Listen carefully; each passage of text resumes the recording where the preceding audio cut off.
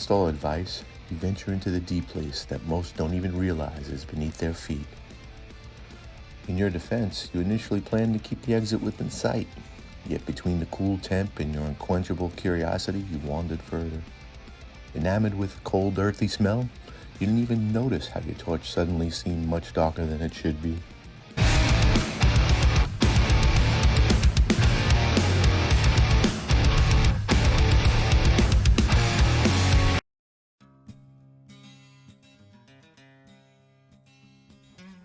The cave dragon is eyeless and covered in black spikes. The reason your burning just fine torch seems broken is because the darkness is an aura that radiates off this dragon in a 20-foot diameter.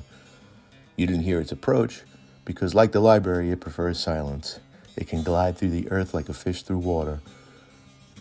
They have long, thin spikes they use to travel through the tunnels they create. The younger ones may still have the gift of flight, while the older ones' wings are little more than feelers used to assist their crawl. Their colorations will vary to camouflage to their surrounding.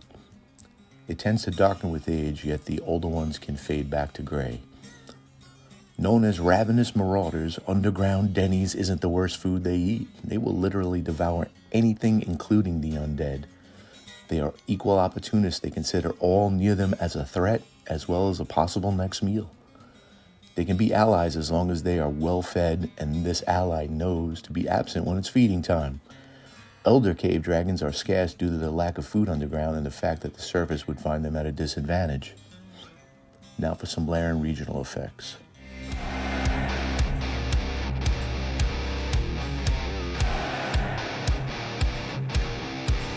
Let's go! They will claim miles of cave systems as their own. They use chasms, tunnels, caverns, and depending on the depth, occasionally some of the surface above. Vertical shafts make perfect ambush sites. They will use their spikes to hold position till the next meal is right under them. The subterranean world's scarcity of food leads them to hoard it like treasure. In fact, that may be the bulk of their hoard. There will be various types of carcasses in many different stages of decay. They are particularly fond of bones, teeth, ivory, and even insect shells. You will find them littered and arranged all over their lair. There are stories of vast hoards on ledges, abysses, and others near inaccessible locations. The region that contains the cave dragon's lair can have poisonous and odorless gas fill it and just as quickly disperse. Also within 6 miles of the lair, they can cause tremors that create fissures, which in turn cause flash floods beneath as ponds on the surface drain onto unsuspecting explorers. Lastly, swarms of vermin increase in size within the mile of the lair as they try to escape the cave dragon's voracious appetite.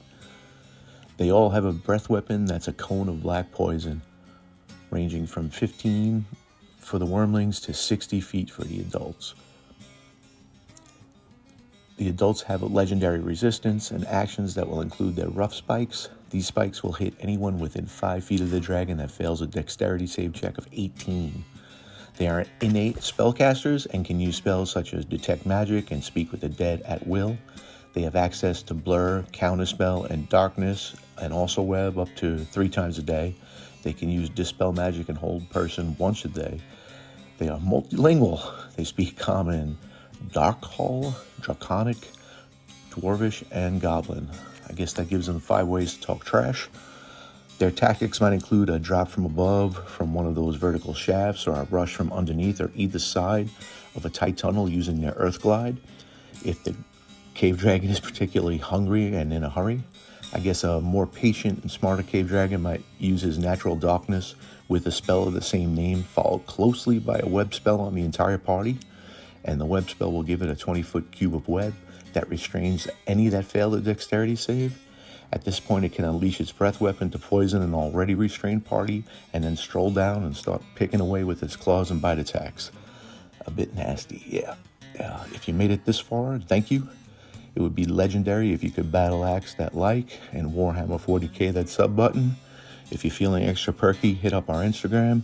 And either way, see you soon with some more monstrosity goodness and tales from Mad Dog and Coco. Thank you. Thank you very much.